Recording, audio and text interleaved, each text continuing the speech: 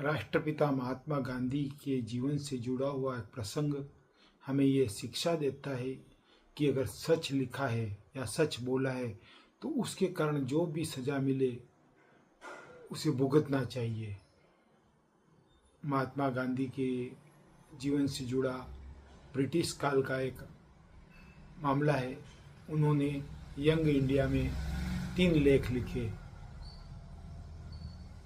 उन लेखों को भारतीय दंड संहिता की धारा 124 के तहत विद्रोह माना गया, देशद्रोह माना गया। तीनों लेख इस प्रकार थे: वफादारी से छेड़छाड़, पहली और इसके समाधान और प्रेतों को हिलाना, यह इनके शीर्षक थे। ब्रिटिश सरकार ने माना कि यह लेख लोगों को भड़का रहे हैं, इसे देशद्रोह माना गया। महात्मा गांधी को गिरफ्तार कर लिया गया। अहमदाबाद के सर्किट हाउस में ब्रूमफील्ड जो जज थे उनके सामने उन्हें प्रस्तुत किया गया।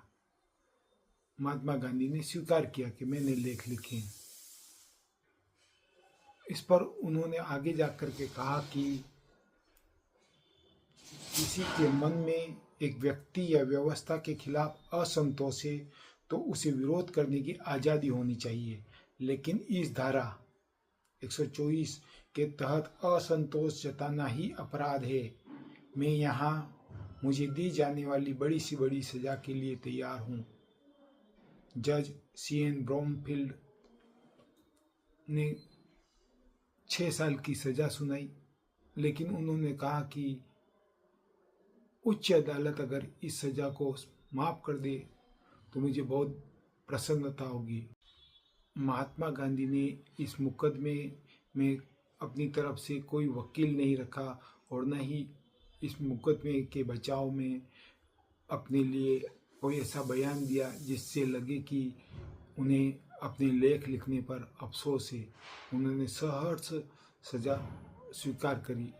कहने का अर्थ ये है कि अगर आपने कुछ सच बोला है तो उसे स्वीकार करिए और उसके बदले में अगर कोई सज़ा दी जाती है तो उसे भी स्वीकार करिए।